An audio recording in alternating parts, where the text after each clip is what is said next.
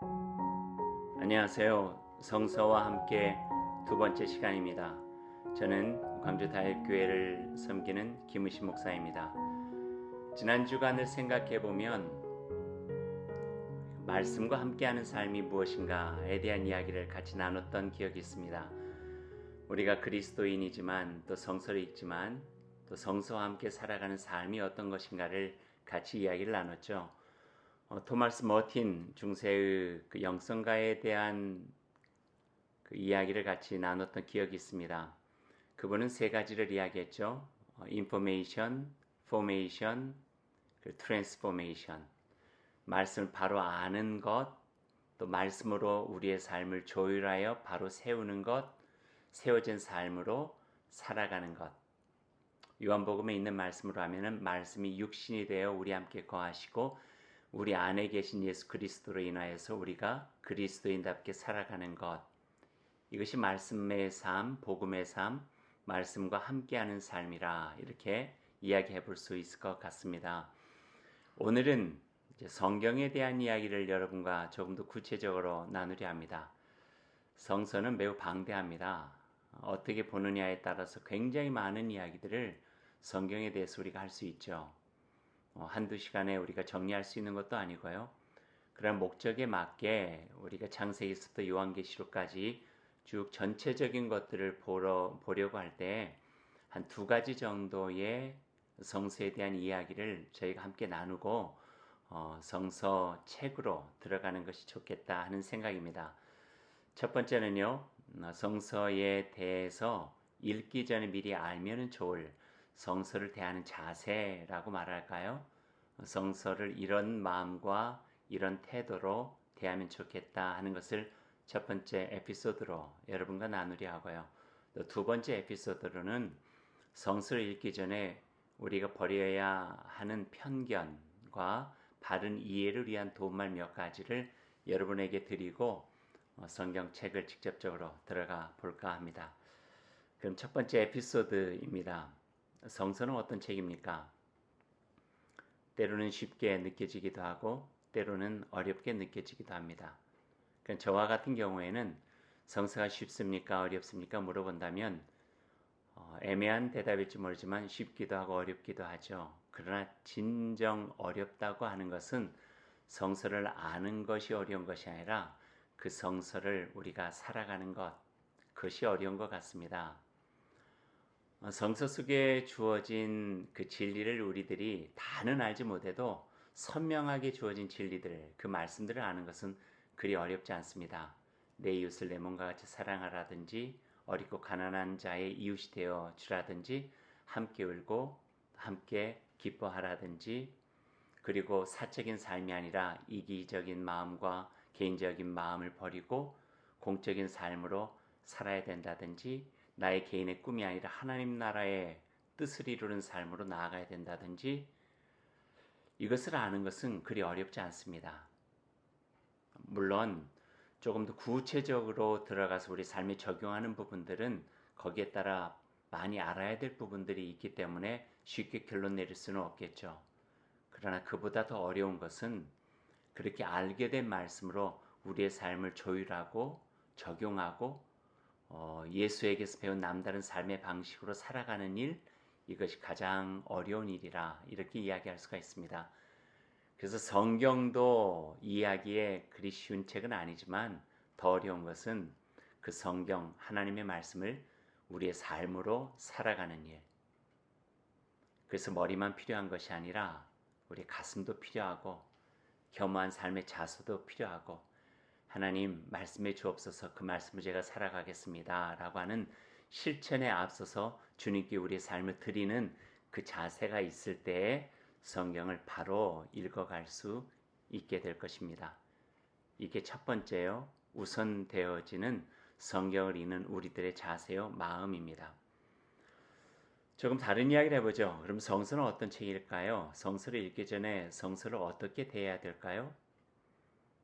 이런 비유를 한번 해볼까요?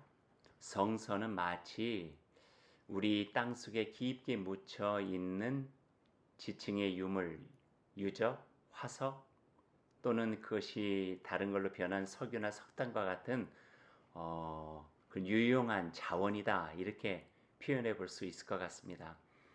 수천 년 전, 수만 년 전, 때로는 수십만 년 전에 층층이 우리 땅 속에 묻혀 있던 것들이 요즘 우리가 살아가면서 사용하는 그 유용한 자원이 되어지잖아요. 우리의 삶에 불을 지피기도 하고 또 엔진을 가동시키기도 하고 또 전기불을 켜기도 하고 공장을 돌리기도 하고 우리들이 살아가는 삶에 구체적으로 필요한 자원이 된 것이 예전 묵은 땅에 있었던 어떤 에너지원이라고 한다면은 우리 영혼과 삶에도 마찬가지로 수천 년 전에 만들어진 책이지만 2000년, 3000년 전에 인간의 역사 속에서 또 하나님과 이 땅 속에 땅에서 이루어졌던 어떤 역사적인 기록들이지만 지금 우리에게도 살아가는데 매우 유용한 영혼의 자원이 되고 삶을 바르게 살아갈 수 있도록 돕는 책이 바로 성경이다. 그렇게 이야기할 수가 있습니다. 그래서 성경을 읽어가는 데에는 우리가 고고학자들이 유물을 발견할 때 함부로 하지 않고 조심스럽게 또 그때의 유물과 유적을 대하는 겸허한 마음으로 대하듯이 성경 속에 있는 이야기들과 사건과 하나님의 말씀을 겸손하게, 겸허하게, 때론 조심스럽게 경외하는 마음으로 내 안에 하나님께서 어떤 영혼에 유용한 자원을 주실까? 내 안에 하나님께서 어떤 말씀해 주실까? 하는 그런 기대하는 마음으로 대하는 것이 우리에게 참 필요한 자세라 여러분과 함께 말씀드리고 싶습니다. 두 번째, 성서를 보면은 성서는 참 다양합니다. 그 안에 시도 있고요. 물론 이야기도 있고요. 또 노래도 있고 격언도 있고 기도도 있고 편지도 있고 또 선언 선포와 같은 웅변 같은 것도 있고요. 또 전설이나 신화와 같은 것도 들어 있기 때문에 이렇게 다양하게 연결되어져 있는 것들을 읽어 나갈 수 있는 지식들 또 그 배경을 알아야 되는 그런 지적인 부분들이 우리에게 풍부하게 있으면 있을수록 성경 속에 담겨져 있는 그 풍요로운 자원들을 우리들이 더 깊게 경험할 수 있게 되어진다 하는 것입니다. 그래서 성경뿐만 아니라 배경이 되어진 여러 가지 역사, 철학, 정신 그런 부분들을 바로 알게 되면 성경을 더 바로 이해하고 더 풍성하게 이해할 수 있다고 하는 것. 이것을 우리들이 먼저 알면 좋겠습니다. 성경은 또 기록된 것을 보면은 시대별로 기록되어져 있기도 하고 때로는 내용별로 편집이 되어져 있기도 하고 종류별로 나누어져 있기도 합니다. 전체 66권으로 나누어져 있는데요. 언젠가부터 그 책을 성서 또는 성경이라고 부르게 되었습니다. 앞에 있는 39권을 묵은계약, 구약이라고 부르고요. 뒤에 있는 27권을 새로운 계약, 신약이라고 부르게 됩니다. 성경이라고 한 것은 성자는 거룩하다는 의미가 있어서 몸과 마음이 부정한 마음으로 욕심껏 사심을 가지고 속심 있게 대하면 안 된다 하는 어떤 경계를 하고 있는 것 같고요. 뒤에 선하경이라고 성서, 성경이라고 기록된 것은 글모음이라고 하는 뜻으로 되어져 있습니다. 일반 책이지만 거룩하신 여호와 하나님의 마음과 하나님의 메시지가 그 안에 담겼으니 깨끗한 마음으로 정결한 마음을 대하려 애써야 된다 하는 그런 가르침이 성경이라고 하는 그 단어 속에 담겨져 있습니다. 처음에 보면은요, 듣기만 하는 성서였습니다. 글자가 없었거든요. 그러니까 입으로 말하면은 귀로 들었고 암송을 했죠. 후기에 조금씩 이제 역사가 지나가면서 역사 시대가 되고 보고 말하는 책이 되어집니다. 그래서 읽게 되고 그것을 낭송하게 되는 책. 그리고 기록되어져 있기 때문에 누군가 시대가 다르고 지역이 달라도 서로가 전해지기에 좀 편안한 책이 되어졌던 것이 성서의 역사입니다. 하지만 우리가 잊지 말아야 될 것은 그렇게 되기까지 꽤 많은 시간이 걸렸고 또 수많은 사람들의 노력과 헌신들이 있었다고 하는 것입니다. 지금 우리의 손에 성경책이 들려지기까지 우리가 흔하게 볼 수 있는 것이 성서에서 우리가 함부로 할 수 있겠다 생각될 수도 있겠지만 지금 우리의 손에 성경이 들려지기까지는 얼마나 많은 사람들의 수고와 피땀 어린 노력들이 있었는지를 알아야 이 성서의 소중한 것들이 우리 마음속에 더 와닿게 될 것 같습니다. 또 한 가지는 성서는 원본이 없어요. 다 사본입니다.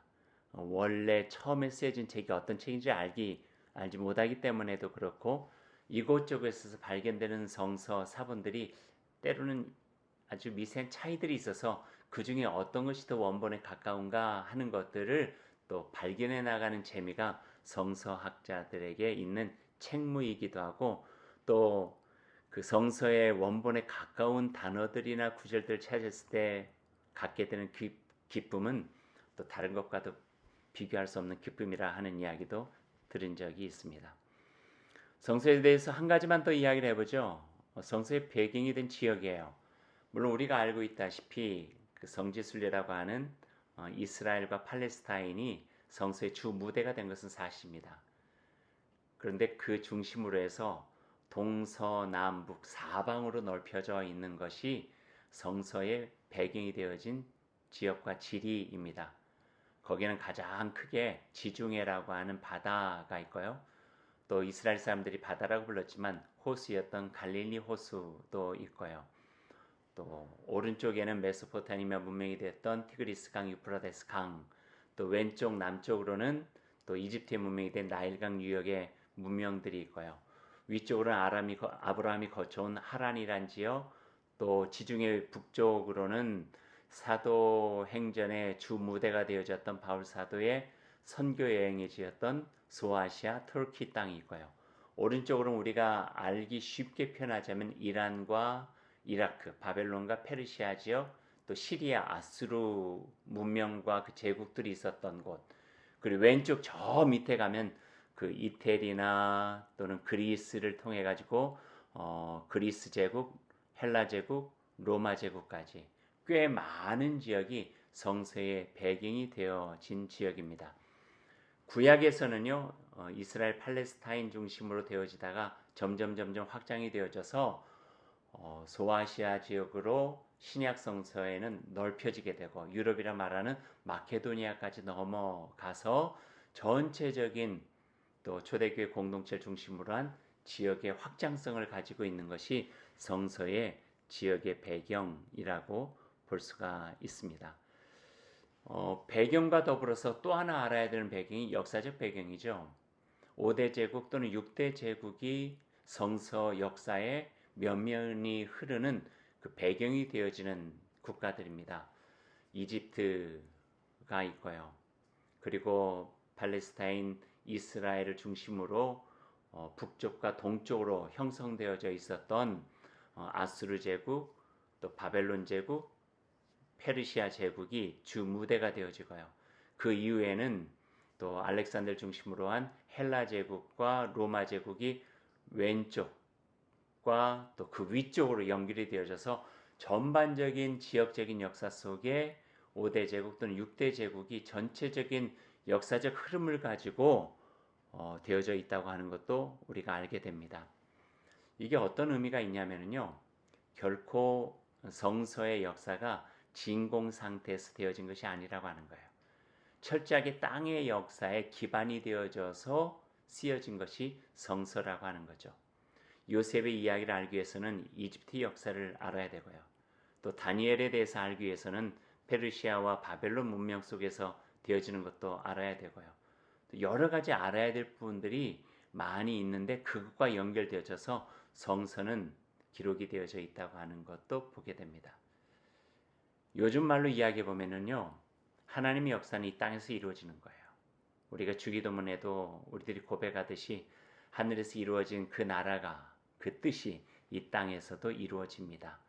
어쩌면 이 역사를 기록하고 있는 하나님의 나라와 하나님의 뜻이 이 땅 가운데 이루어지면서 역사 속에 하나님의 섭리 가운데 이루어가는 그 모습을 보여주고 있는 그 내용들이 바로 성서에 담겨져 있고 성서의 뜻과 하나님의 섭리를 온전히 알면 알수록 지금 우리가 살아가는 이 시대 속에 하나님께서 우리를 향해서 어떤 말씀을 하고 계신지, 또 말씀을 듣게 된 우리가 어떤 삶으로 살아가야 되는지를 바르게 보여주신다고 우리가 볼 수 있게 됩니다. 한 가지만 더 이야기하고 에피소드 첫 번째를 마치죠. 구약과 신약 사이에는 400년간의 침묵기가 흐르고 있습니다. 로마의 지배 아래 있었던 팔레스타인의 정치 경제적인 상황 속에 예수 그리스도의 오심과 또 활동하심을 기다리고 있는 그 기간들이죠. 그래서 말라기에서부터 시작해서 예수 그리스도의 제자 공동체까지 이루어지기까지 400년의 시간이 성서는 침묵하지만 그 침묵한 시간들을 성서의 신구약 중간사라고 하는 보완되는 책과 또 그 시대적인 역사를 알게 되면은 그 단절된 역사가 아니라 400년의 침묵을 통해서 하나님께서는 또 다른 걸 준비해 주시고 돌아온 것을 시작하고 계신다 하는 것도 우리가 알게 될 것입니다. 성서를 들어가면서 에피소드 1은 여기서 마치도록 하겠습니다. 조금 전에 말씀드린 대로 에피소드 2에서는 성서를 읽기 전에 우리가 버려야 되는 편견과 또 바른 이해를 위한 도움말 몇 가지를 여러분과 함께 나누도록 하겠습니다. 그럼 다음 시간에 또 여러분을 뵙겠습니다.